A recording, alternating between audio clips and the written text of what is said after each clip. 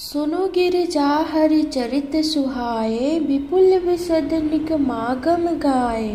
हरि अवतार हेतु जेहि होई, इद मिथम कही जाई न सोई। हे पार्वती, सुनो, वेद शास्त्रों ने श्री हरि के सुंदर विस्तृत और निर्मल चरित्रों का गान किया है। हरि का अवतार जिस कारण से होता है वह कारण बस यही है। ऐसा नहीं कहा जा सकता। अनेकों कारण हो सकते हैं और ऐसे भी हो सकते हैं कि जिन्हें कोई जान ही नहीं सकता। हे सयानी, सुनो, हमारा मत तो यह है कि बुद्धि, मन और वाणी से श्री रामचंद्र जी की तर्कना नहीं की जा सकती। तथापि संत, मुनि, वेद और पुराण अपनी अपनी बुद्धि के अनुसार जैसा कुछ कहते हैं और जैसा कुछ मेरी समझ में आता है, हे सुमुखी, वही कारण मैं तुमको सुनाता हूँ। जब जब धर्म का नाश होता है और नीच अभिमानी राक्षस बढ़ जाते हैं और वे ऐसा अन्याय करते हैं कि जिसका वर्णन नहीं हो सकता, तथा ब्राह्मण, गांव, देवता और पृथ्वी कष्ट पाते हैं, तब तब वे कृपा निधान प्रभु भांति भांति के दिव्य शरीर धारण कर संजनों की पीड़ा हरते हैं। वे असुरों को मारकर देवताओं को स्थापित करते हैं, अपने श्वास रूप वेदों की मर्यादा की रक्षा करते हैं और जगत में अपना निर्मल यश फैलाते हैं। श्री रामचंद्र जी के अवतार का यह कारण है। उसी यश को गा गा कर भक्तजन भव सागर से तर जाते हैं। कृपा सागर भगवान भक्तों के हित के लिए शरीर धारण करते हैं। श्री रामचंद्र जी के जन्म लेने के अनेक कारण हैं, जो एक से एक बढ़कर विचित्र हैं। हे सुंदर बुद्धि वाली भवानी, मैं उनके एक जन्मों का विस्तार से वर्णन करता हूँ। तुम सावधान होकर सुनो। श्री हरि की जय और विजय दो प्यारे द्वारपाल हैं, जिनको सब कोई जानते हैं। उन दोनों भाइयों ने ब्राह्मण सनकादिक के शाप से असुरों का तामसी शरीर पाया। एक का नाम था हिरण्यकशिपु और दूसरे का हिरण्याक्ष।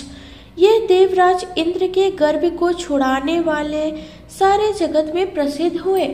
वे युद्ध में विजय पाने वाले विख्यात वीर थे। इनमें से एक हिरण्याक्ष को भगवान ने वराह यानी कि सुअर का शरीर धारण करके मारा। फिर दूसरे हिरण्यकशिपु का नरसिंह रूप धारण करके वध किया और अपने भक्त प्रहलाद का सुंदर यश फैलाया। वे ही दोनों जाकर देवताओं की जीतने वाले तथा बड़े योद्धा रावण और कुंभकर्ण नामक बड़े बलवान और महावीर राक्षस हुए, जिन्हें सारा जगत जानता है। मुकुत न भये हते भगवाना, तिनि जन्म द्विज बचन प्रवाना। एक के बार तिनके हित लागी, धरऊ शरीर भगत अनुरागी। अर्थात भगवान के द्वारा मारे जाने पर भी वे हिरण्याक्ष और हिरण्यकशिपु इसलिए मुक्त नहीं हुए कि ब्राह्मण के वचन यानी शाप का प्रमाण 3 जन्म के लिए था। अतः एक बार उनके कल्याण के लिए भक्त प्रेमी भगवान ने फिर अवतार लिया। वहां उस अवतार में कश्यप और आदिति उनके माता पिता हुए, जो दशरथ और कौशल्या के नाम से प्रसिद्ध थे। एक कल्प में इस प्रकार अवतार लेकर इन्होंने संसार में पवित्र लीलाएं की।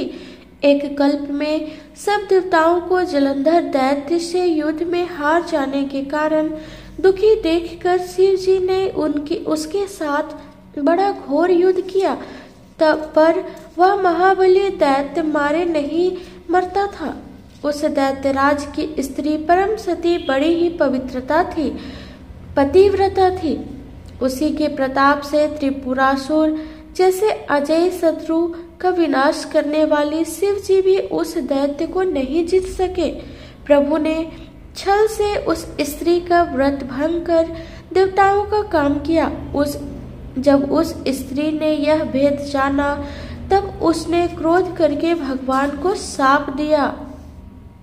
लीलाओं के भंडार कृपालु हरि ने उस स्त्री के शाप को प्रमाण दिया स्वीकार किया। वहीं जलंधर उस कल्प में रावण हुआ जिसे श्री रामचंद्र जी ने युद्ध में मारकर परम पद दिया।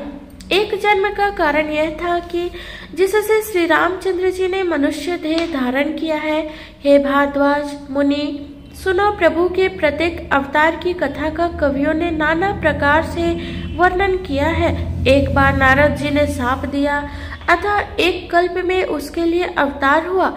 यह बात सुनकर पार्वती जी बड़ी चकित हुई और बोली कि नारद जी तो विष्णु भक्त और ज्ञानी है, मुनि ने भगवान को शाप किस कारण से दिया? लक्ष्मीपति भगवान ने उनका क्या अपराध किया था? हे पुरारी शंकर जी, यह कथा मुझसे कहिए। मुनि नारद के मन में मोह होना बड़े आश्चर्य की बात है। तब महादेव जी ने हंसकर कहा, ना कोई ज्ञानी है न मूर्ख। श्री रघुनाथ जी जब जिसको जैसा करते हैं वह उसी क्षण वैसा ही हो जाता है। याज्ञवल्क्य जी कहते हैं, हे भारद्वाज, मैं श्री रामचंद्र जी के गुणों की कथा कहता हूँ, तुम आदर से सुनो। तुलसीदास जी कहते हैं, मान और मद को छोड़कर आवागमन का नाश करने वाले श्री रघुनाथ जी को भजो। हिमालय पर्वत में एक बड़ी पवित्र गुफा थी। उसके समीप ही सुंदर गंगा जी बहती थी। वह परम पवित्र सुंदर आश्रम देखने पर नारद जी के मन को बहुत ही सुहावना लगा। पर्वत, नदी और वन के सुंदर विभागों को देखकर नारद जी का लक्ष्मीकांत भगवान के चरणों में प्रेम हो गया। भगवान का स्मरण करते ही उन नारद मुनि के शाप की, जो शाप उन्हें दक्ष प्रजापति ने दिया था और जिसके कारण वे एक स्थान पर नहीं ठहर सकते थे, गति रुक गई और मन के स्वाभाविक ही निर्मल होने से उनके समाधि लग गई। नारद मुनि की यह तपोमयी स्थिति देखकर देवराज इंद्र डर गए। उसने कामदेव को बुलाकर उसका आदर सत्कार किया और कहा कि मेरे हित के लिए तुम अपने सहायकों सहित नारद की समाधि भंग करने को जाओ। यह सुनकर मीनध्वज कामदेव मन में प्रसन्न होकर चला। इंद्र के मन में यह डर हुआ कि देवर्षि नारद मेरी पूरी अमरावती का निवास राज्य चाहते हैं। जगत में जो कामी और लोभी होते हैं वे कुटिल कौवे की तरह सबसे डरते हैं। जैसे मूर्ख कुत्ता सिंह को देखकर सूखी हड्डी लेकर भागे और वह मूर्ख यह समझे कि कहीं उस हड्डी को सिंह छीन न ले, वैसे ही इंद्र को नारद जी मेरा राज्य छीन लेंगे ऐसा सोचते लाज नहीं आई। जब कामदेव उस आश्रम में गया तब उसने अपनी माया से वहां वसंत ऋतु को उत्पन्न किया। तरह तरह के वृक्षों पर रंग बिरंगे फूल खिल गए, उन पर कोयले कुकने लगी और मोहरे गुंजार करने लगी। कामाग्नि को भड़काने वाली 3 प्रकार की शीतल, मंद और सुगंध सुहावनी हवा चलने लगी। रंभा आदि नव युवती देवंगनाएं जो सबकी सब काम कला में निपुण थी, वे बहुत प्रकार की तानों की तरंग के साथ गाने लगी और हाथ में गेंद लेकर नाना प्रकार के खेल खेलने लगी। कामदेव अपने इन सहायकों को देखकर बहुत प्रसन्न हुआ और फिर उसने नाना प्रकार के मायाजाल किए, परंतु कामदेव की कोई भी कला मुनि पर असर न कर सकी। तब तो पापी कामदेव अपने ही नाश के भय से डर गया। लक्ष्मीपति भगवान जिसके बड़े रक्षक हो, भला उसकी सीमा मर्यादा को कोई दबा सकता है? तब अपने सहायकों समेत कामदेव ने बहुत डर कर और अपने मन में हार मानकर बहुत ही आर्त दीन वचन कहते हुए मुनि के चरणों को जा पकड़ा। नारद जी के मन में कुछ भी क्रोध न आया। उन्होंने प्रिय वचन कहकर कामदेव का समाधान किया। तब मुनि के चरणों में सिर नवाकर और उनकी आज्ञा पाकर कामदेव अपने सहायकों सहित लौट गया। देवराज इंद्र की सभा में जाकर उसने मुनि की सुशीलता और अपनी करतूत सब कही, जिसे सुनकर सबके मन में आश्चर्य हुआ और उन्होंने मुनि की बड़ाई करके श्री हरि को सिर नवाया। तब नारद जी शिव जी के पास गए। उनके मन में इस बात का अहंकार हो गया कि हमने कामदेव को जीत लिया। उन्होंने कामदेव के चरित्र शिव जी को सुनाए और महादेव जी ने उन नारद जी को अत्यंत प्रिय जानकर इस प्रकार शिक्षा दी। हे मुनि, मैं तुमसे बार बार विनती करता हूँ कि जिस तरह यह कथा तुमने मुझे सुनाई है उस तरह भगवान श्री हरि को कभी मत सुनाना। चर्चा भी चले तब भी इसको छिपा जाना। यद्यपि शिव जी ने यह हित की शिक्षा दी पर नारद जी को वह अच्छी न लगी। हे भारद्वाज, अब कौतुक यानी कि तमाशा सुनो। हरि की इच्छा बड़ी बलवान है। श्री रामचंद्र जी जो करना चाहते हैं वही होता है। ऐसा कोई नहीं है, वैसा कोई नहीं जो उसके विरुद्ध कर सके। श्री शिव जी के वचन नारद जी के मन को अच्छे नहीं लगे, तब वे वहां से ब्रह्मलोक को चल दिए। एक बार गान विद्या में निपुण मुनिनाथ नारद जी हाथ में सुंदर वीणा लिए हरिगुण गाते हुए क्षीर सागर को गए, जहाँ वेदों के मस्तक स्वरूप मूर्तिमान वेदांत तत्व लक्ष्मी निवास भगवान नारायण रहते हैं। राम निवास भगवान उठकर बड़े आनंद से उनसे मिले और ऋषि नारद जी के साथ आसन पर बैठ गए। चराचर के स्वामी भगवान हंसकर बोले, हे मुनि, आज अपने बहुत तीनों पर दया की। यद्यपि श्री शिव जी ने उन्हें पहले से ही बरज रखा था, तो भी नारद जी ने कामदेव का सारा चरित्र भगवान को कह सुनाया। श्री रघुनाथ जी की माया बड़ी ही प्रबल है। जगत में ऐसा कौन जन्मा है जिसे वह मोहित ना कर दे। भगवान रूखा मुंह करके कोमल वचन बोले, हे मुनिराज, आपका स्मरण करने से दूसरों के मोह, काम, मद और अभिमान मिट जाते हैं। फिर आपके लिए तो कहना ही क्या है। हे मुनि, सुनिए, मोह तो उसके मन में होता है जिसके हृदय में ज्ञान वैराग्य नहीं है। आप तो ब्रह्मचर्य व्रत में तत्पर और बड़े धीर बुद्धि है, भला कहीं आपको भी कामदेव सता सकता है। नारद जी ने अभिमान के साथ कहा, भगवान, यह सब आपकी कृपा है, करुणा निधान। भगवान ने मन में विचार करके कहा, इनके मन में गर्व के भारी वृक्ष का अंकुर पैदा हो गया। मैं उसे तुरंत ही उखाड़ फेंकूंगा, क्योंकि सेवकों का हित करना हमारा प्रण है। मैं अवश्य ही वह उपाय करूंगा जिससे मुनि का कल्याण हो और मेरा खेल हो। तब नारद जी भगवान के चरणों में सिर नवाकर चले। उनके हृदय में अभिमान और भी बढ़ गया। तब लक्ष्मीपति भगवान ने अपनी माया को प्रेरित किया। अब उसकी कठिन करनी सुनो। उस हरि माया ने रास्ते में 100 योजन यानी 400 कोस का एक नगर रचा। उस नगर की भांति भांति की रचनाएं लक्ष्मी निवास भगवान विष्णु के नगर बैकुंठ से भी अधिक सुंदर थी। उस नगर में ऐसे सुंदर नर नारी बसते थे मानो बहुत से कामदेव और उसकी स्त्री रति ही मनुष्य शरीर धारण किए हुए हो। उस नगर में सिलनिधि नाम का राजा रहता था, जिसके यहाँ असंख्य घोड़े, हाथी और सेना के समूह थे। उसका वैभव और विलास 100 इंद्रों के समान था। वह रूप, तेज, बल और नीति का घर था। उसके विश्व मोहिनी नाम की एक ऐसी रूपवती कन्या थी जिसके रूप को देखकर लक्ष्मी जी भी मोहित हो जाए। वह सब गुणों की खान भगवान की माया ही थी। उसकी शोभा का वर्णन कैसे किया जा सकता है। वह राजकुमारी स्वयं स्वयंवर करनी चाहती थी, इससे वहां अगणित राजा आए हुए थे। खिलवाड़ी मुनि नारद जी उस नगर में गए और नगर वासियों से उन्होंने सब हाल पूछा। सब समाचार सुनकर वे राजा के महल में आए। राजा ने पूजा करके मुनि को आसन पर बैठाया। फिर राजा ने राजकुमारी को लाकर नारद जी को दिखलाया और पूछा कि हे नाथ, आप अपने हृदय में विचार कर इसके सब गुण दोष कहिए। उसके रूप को देखकर मुनि वैराग्य भूल गए और बड़ी देर तक उसकी ओर देखते ही रह गए। उसके लक्षण देखकर मुनि अपने आप को भी भूल गए और हृदय में हर्षित हुए, पर प्रकट रूप में उन लक्षणों को नहीं कहा। लक्षणों को सोचकर वे मन में ही कहने लगे कि जो इसे ब्याहेगा वह अमर हो जाएगा और रणभूमि में कोई उसे जीत ना सकेगा। यह सिल निधि की कन्या जिसको वरेगी, सब चर अचर जीव उसकी सेवा करेंगे। सब लक्षणों को विचार कर मुनि ने अपने हृदय में रख लिया और राजा से कुछ अपनी ओर से बनाकर कह दिया।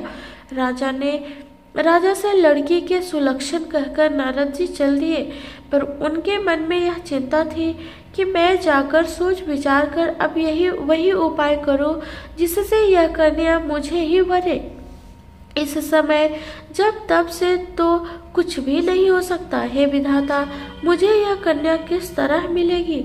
इस समय तो बड़ी भारी शोभा और विशाल सुंदर रूप चाहिए, जिसे देखकर राजकुमारी मुझ पर रिझ जाए और जब जयमाला मेरे गले में डाल दे। एक काम करूं कि भगवान से सुंदरता मांगू, पर भाई उनके पास जाने में तो बहुत देर हो जाएगी, किंतु श्रीहरि के समान मेरा हेतु भी कोई नहीं है, इसलिए इस समय वे ही मेरे सहायक हो। उस समय नारद जी ने भगवान की बहुत प्रकार से विनती की। तब लीलामय कृपालु प्रभु वही प्रकट हो गए। स्वामी को देखकर नारद जी के नेत्र शीतल हो गए और वे मन ही मन बड़े हर्षित हुए कि अब तो काम मेरा बन ही जाएगा। नारद जी बहुत आर्त यानी दीन होकर सब कथा कह सुनाई और प्रार्थना की कि कृपा कीजिए और कृपा करके मेरे सहायक बनिए। हे प्रभु, आप अपना रूप मुझको दीजिए और मैं किसी प्रकार में उस राज्य कन्या को नहीं पा सकता। हे नाथ, जिस तरह मेरा हित हो आप वही शीघ्र कीजिए, मैं आपका दास हूँ। अपनी माया का विशाल बल देखकर दीनदयालु भगवान मन ही मन हंसकर बोले, हे नारद जी, सुनो, जिस प्रकार आपका परम हित होगा हम वही करेंगे, दूसरा कुछ नहीं। हमारा वचन असत्य नहीं होता है। योगी मुनि सुनिए, रोग से व्याकुल रोगी कुपथ्य मांगे तो वैद्य उसे नहीं देता। इसी प्रकार मैंने भी तुम्हारा हित करने की ठान ली है। ऐसा कहकर भगवान अंतर ध्यान हो गए। भगवान की माया के वशीभूत हुए मुनि ऐसे मूढ़ हो गए कि भगवान की अमूढ़ स्पष्ट वाणी को भी न समझ सके। ऋषिराज नारद जी तुरंत वहां गए जहां स्वयंवर की भूमि बनाई गई थी। राजा लोग खूब सज धज कर समाज सहित अपने अपने आसन पर बैठे थे। मुनि नारद मन ही मन प्रसन्न हो रहे थे कि मेरा रूप बड़ा सुंदर है, मुझे छोड़ कन्या भूल कर भी दूसरों को न वरेगी। कृपा निधार भगवान ने मुनि के कल्याण के लिए उन्हें ऐसा कुरूप बना दिया कि जिसका वर्णन नहीं हो सकता, पर यह चरित्र कोई भी न जान सका। सबने उन्हें नारद ही जानकर प्रणाम किया। वहां 2 शिव जी के गण भी थे। वे सब भेद जानते थे और ब्राह्मण का वेश बनाकर सारी लीला देखते फिरते थे। वे भी बड़े मौजी थे। नारद जी अपने हृदय में रूप का बड़ा अभिमान लेकर जिस समाज पंक्ति में जाकर बैठे थे, ये शिव जी के दोनों गण भी वहीं बैठ गए। ब्राह्मण के वेश में होने के कारण उनकी इस चाल को कोई ना जान सका। वे नारद जी को सुना सुनाकर व्यंग्य वचन कहते थे। भगवान ने इनको इच्छी सुंदरता दी है, इनकी शोभा देखकर राजकुमारी रिझी जाएगी और हरि वानर जानकर इन्हीं को खास तौर से वरेगी। नारद मुनि को मोह हो रहा था क्योंकि उसका मन दूसरे के हाथ माया के वश में था। शिव जी के गण बहुत प्रसन्न होकर हंस रहे थे। यद्यपि मुनि उनकी अटपटी बातें सुन रहे थे, पर बुद्धि भ्रम में सनी हुई होने के कारण वे बातें उनकी समझ में नहीं आती थी। उनकी बातों को वे अपनी प्रशंसा समझ रहे थे। इस विशेष चरित्र को और किसी ने नहीं जाना। केवल राजकन्या ने नारद जी का वह रूप देखा। उनका बंदर जैसा मुख और भयंकर शरीर देखते ही कन्या के हृदय में क्रोध उत्पन्न हो गया। तब राजकुमारी सखियों को साथ लेकर इस तरह चली मानो राजहंसनी चल रही है। वह अपने कमल जैसे हाथों में जयमाला लिए सब राजाओं को देखती हुई घूमने लगी। जिस ओर नारद जी रूप गर्भ में फूल बैठे थे, उस ओर उसने भूल कर भी नहीं ताका। नारद मुनि बार बार उचकते और छटपटाते हैं। उनकी दशा देखकर शिव जी के गण मुस्कुराते हैं। कृपालु भगवान भी राजा का शरीर धारण कर वहां जा पहुंचे। राजकुमारी ने हर्षित होकर उनके गले में जयमाला डाल दी। लक्ष्मी निवास भगवान दुल्हन को ले गए। सारी राजमंडली निराश हो गई। मोह के कारण मुनि की बुद्धि नष्ट हो गई थी। इससे वे राजकुमारी को गई देख बहुत ही विकल हो गए, मानो गांठ से छूटकर मुनि गिर गई हो। तब शिव जी के गणों को मुस्कुरा कर कहा, जाकर दर्पण में अपना मुंह तो देखिए। ऐसा कहकर वे दोनों बहुत भयभीत होकर भागे। मुनि ने जल में झांक कर अपना मुंह देखा तो अपना रूप देखकर उनको बड़ा क्रोध आया। उन्होंने शिव जी के उन गणों को अत्यंत कठोर शाप दिया, तुम दोनों कपटी और पापी जाकर राक्षस हो जाओ। तुमने हमारी हंसी की, उसका फल चखो। अब फिर किसी मुनि की हंसी करना। मुनि ने फिर जल में देखा तो उन्हें अपना असली रूप प्राप्त हो गया। तब भी उन्हें संतोष नहीं हुआ। उनके होंठ फड़क रहे थे और मन में क्रोध भरा था। तुरंत ही वे भगवान कमलापति के पास चले गए। मन में सोचते थे, जाकर या तो साप दूंगा या प्राण दे दूंगा। उन्होंने जगत में मेरी हंसी कराई। दैत्यों के शत्रु भगवान हरि उन्हें बीच रास्ते में ही मिल गए। साथ में लक्ष्मी जी और वही राजकुमारी थी। देवताओं के स्वामी भगवान ने मीठी वाणी में कहा, हे मुनि व्याकुल की तरह कहाँ चले। ये शब्द सुनते ही नारद को बड़ा क्रोध आया। माया के वशीभूत होने के कारण मन में चेत नहीं रहा। मुनि ने कहा, तुम दूसरों की संपदा नहीं देख सकते, तुम्हारी ईर्ष्या और कपट बहुत है। समुद्र मथते समय तुमने शिव जी को बावला बना दिया और देवताओं को प्रेरित करके उन्हें विस्पान कराया। असुरों की मदरा और शिव जी को विष देकर तुमने स्वयं लक्ष्मी और सुंदर मणि ले ली। तुम बड़े धोखेबाज और मतलबी हो, सदा कपट का व्यवहार करते हो। तुम परम स्वतंत्र हो, सिर पर तो कोई है नहीं। इससे जब जब मन को भाता है स्वच्छता से वही करते हो। भले को बुरा और बुरे को भला कर देते हो। हृदय में वर्ष विषाद कुछ भी नहीं लाते। सबको ठग ठग कर परख गए हो और अत्यंत निडर हो गए हो। इसी से ठगने के काम में मन में सदा उत्साह रहता है। शुभ अशुभ कर्म तुम्हें बाधा नहीं देते। अब तक तुमको किसी ने ठीक नहीं किया था। अब कि तुमने अच्छे घर बना दिया है, मेरे जैसे जबरदस्त आदमी से छेड़खानी की है, अतः अपने किए का फल अवश्य पाओगे। जिस शरीर को धारण करके तुमने मुझे ठगा है, तुम भी वही शरीर धारण करो, यह मेरा शाप है। तुमने हमारा रूप बंदर का सा बना दिया था, इससे बंदर ही तुम्हारी सहायता करेंगे। मैं जिस स्त्री को चाहता था उससे मेरा वियोग कराकर तुमने मेरा बड़ा अहित किया है, इससे तुम भी स्त्री के वियोग में दुखी होगे। सांप को सिर पर चढ़ाकर हृदय में हर्षित होते हुए प्रभु ने नारद जी से बहुत विनती की और कृपा निधान भगवान ने अपनी माया की प्रबलता खींच ली। तब भगवान ने अपनी माया को हटा लिया। तब वहां न लक्ष्मी ही रह गई न राजकुमारी ही। तब मुनि ने अत्यंत भयभीत होकर श्रीहरि के चरण पकड़ लिए और कहा, हे शरणागत के दुखों को हरने वाले मेरी रक्षा कीजिए। हे कृपालु मेरा शाप मिथ्या हो जाए। तब तीनों पर दया करने वाले भगवान ने कहा कि यह सब मेरी इच्छाएं से ही हुआ है।